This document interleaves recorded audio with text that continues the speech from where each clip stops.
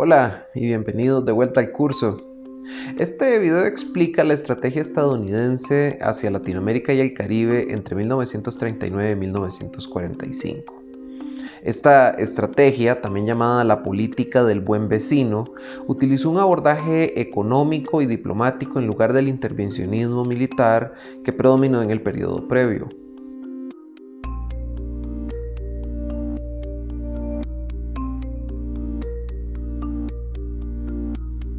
Estratégicamente, la política del buen vecino pretendía defender la hegemonía de Estados Unidos en Latinoamérica, lograda tras la guerra contra España de 1898, la construcción del Canal de Panamá en 1914 y 3 décadas de intervencionismo militar hasta 1934.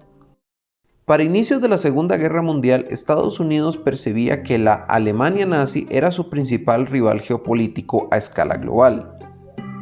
Ellos temían que en Latinoamérica surgieran regímenes favorables a los intereses alemanes. Aunque era un escenario poco probable, este estaba motivado por temores a la creciente influencia de migrantes alemanes que llegaran a Latinoamérica en décadas previas, así como casos aislados de apoyo a Alemania durante la Primera Guerra Mundial. Este temor estuvo potenciado por la decisión de varios estados de Latinoamérica de mantenerse neutrales antes de la Segunda Guerra Mundial. Sin embargo, vale destacar que esta neutralidad no es evidencia de apoyo a Alemania. Más bien, la neutralidad latinoamericana estaba motivada en que, 1. Estos países no veían al eje como una amenaza inmediata para sus propios intereses y no tenía sentido convertirse en blancos de Alemania de manera innecesaria. Y 2. Se reconocía una competencia global entre alemanes y estadounidenses, por lo que, manteniéndose al margen, se pensaba podía sacarse más provecho de ambos bandos. Estados Unidos también temía que el disgusto general latinoamericano con su estrategia de décadas previas facilitaría las cosas para Alemania. Entre 1898 y 1934, la política estadounidense hacia Latinoamérica se orientó por la llamada diplomacia del Gran Garrote. Verán, a inicios de siglo muchos estados caribeños y centroamericanos estaban en bancarrota.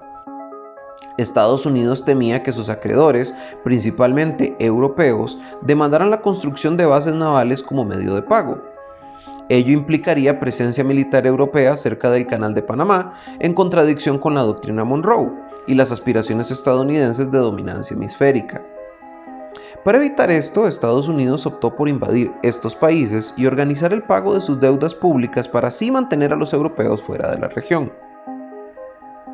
En 1909 también se introdujo la diplomacia del dólar, la cual obligaba a economías caribeñas y centroamericanas a recurrir al capital estadounidense y no europeo para desarrollar actividades económicas en sus territorios, cosa que permitió la expansión de empresas como la United Fruit Company. La crisis de 1929 y el prospecto de una guerra con Alemania durante la década de 1930 redujo el apoyo de la población estadounidense a este tipo de intervencionismo. Así, ese país atenuó brechas diplomáticas con Latinoamérica. Entre 1933 y 1939 se abandonaron las ocupaciones militares en Nicaragua y Haití. Se acabó con unos protectorados en Cuba y Panamá y se rechazó oficialmente cualquier intervencionismo en el futuro. Estas acciones fueron presentadas como el inicio de una política de buena vecindad hacia Latinoamérica, pero en la práctica se trataba de una retirada temporal, producto de una crisis interna y no de una política coherente de acercamiento con la región. Por ejemplo, para Estados Unidos la verdadera prioridad hasta 1938 era proteger su propia industria. Así, contrario a los intereses de una paz hemisférica, en 1930 Estados Unidos estableció barreras arancelarias en los commodities agrícolas para forzar a Latinoamérica a abrir sus mercados a la industria estadounidense. Luego, en 1937 y 1938, se penalizó a Bolivia y México con severos boicots por nacionalizar transnacionales petroleras estadounidenses. De hecho, estas acciones fueron tan impopulares en Latinoamérica que motivaron lo que se temía más, un mayor acercamiento de los países de la región con la ideología fascista.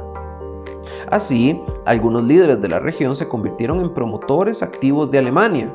Las importaciones de ese país se cuadriplicaron entre 1932 y 1939 y En 1939, Alemania incluso compró todo el petróleo mexicano previamente boicoteado por Estados Unidos. Vale decir que la intención alemana nunca fue promover alianzas con Latinoamérica, sino que prevenir el surgimiento de alianzas entre Latinoamérica y Estados Unidos, perpetuando así la neutralidad regional. No fue sino hasta la caída de Francia en 1940 que Estados Unidos se vio forzado a replantear su política regional.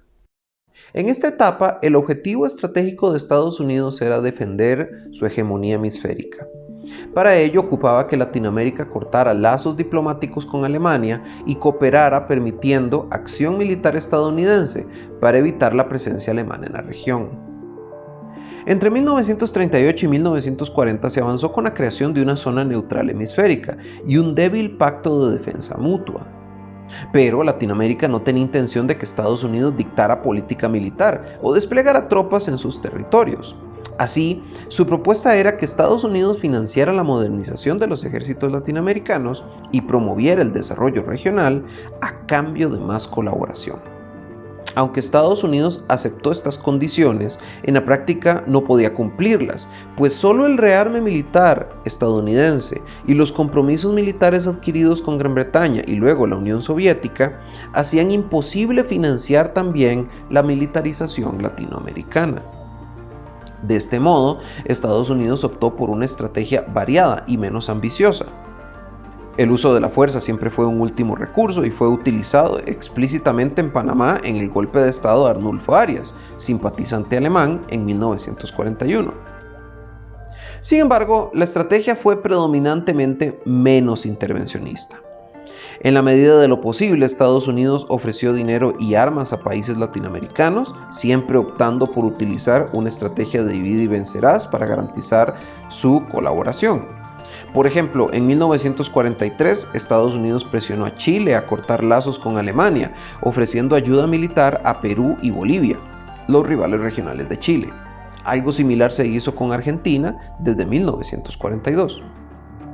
También se financiaron algunos programas de infraestructura, como la construcción de la carretera panamericana entre 1942 y 1943. Se abandonaron los aranceles de 1930 a favor de programas de compra de materias primas centroamericanas para así abastecer el suministro militar estadounidense y atender desequilibrios económicos surgidos como resultado de la guerra en Centroamérica. Y finalmente hubo programas de diplomacia cultural ejecutados por la Oficina de Asuntos Interamericanos. Estos programas tenían como propósito combatir el neutralismo latinoamericano promoviendo la idea de convergencia con los intereses estadounidenses.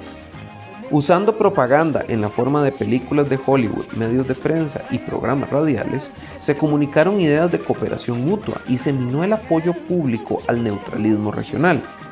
Claro está, estos programas no combatieron totalmente los degradantes imaginarios geopolíticos existentes en la época, los cuales siguieron siendo reproducidos, tal y como ejemplifica muy bien las lecturas de Glick y Pérez Brignoli de la sesión anterior. En síntesis, la política del buen vecino fue una estrategia estadounidense para promover la cooperación latinoamericana en su lucha contra la Alemania nazi. Para ello se optó por dos acciones generales. Primero, deshacer décadas de intervencionismo militar estadounidense y segundo, vender una imagen positiva de la hegemonía hemisférica de Estados Unidos en la región. Al final la estrategia fue moderadamente exitosa.